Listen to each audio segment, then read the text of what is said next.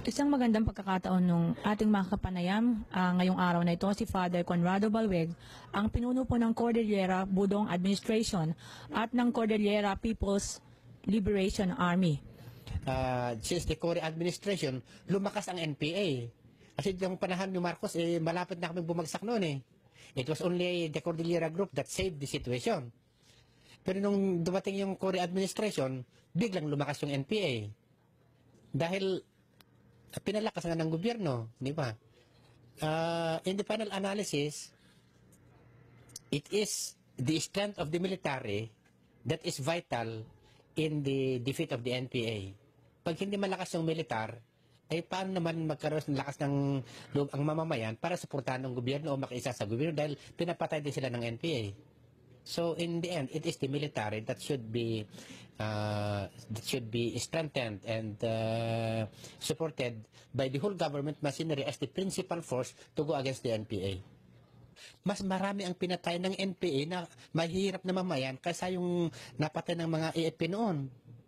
Ang napapalabas parang ang AFP ang nagkakamali.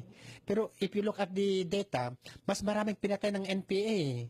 Even missionaries, priests, in the Cordilleras, si Father Leo, an old missionary, they just liquidated him and inilibing nila na hindi na namin alam kung nasaan si Father Leo. Yung mga Protestant pastors, yung mga tribal leaders na ang dami nilang pinatay, maski yung mga liquidation sa mga bata. Ay, ang dami. If you put together how many were killed by the NPAs in the Cordillera, is not even 50% of what was in the meantime killed in sa crossfire by the AFP.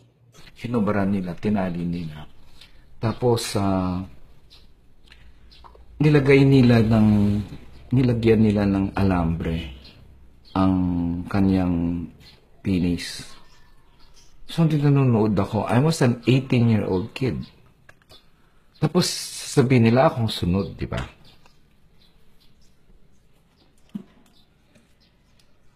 Tumutorture sila for the fun of it. They feel exuberant if they hold sway over the life and death of a person. One important impact of Bongbong Marcos winning the vice presidency is he's just one step away from the presidency. And now he is in a more dangerous vantage position to reimpose martial law, if ever. He found nothing wrong with it. In fact, he said it's a good government at the time. So anyone who believes that martial law was great has, of course, the capacity to impose it once he is faced with the same situation that Marcos had during martial law. Napakalungkot pag kinalimutan natin ang maraming namatay, maraming nakulong, maraming na-torture, at maraming nagdusa. So, ang danger dyan is the amnesia.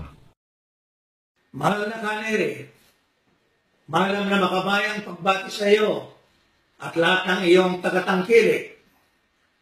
Kasama ako sa maraming kababayan na umaasang ikay maging senador.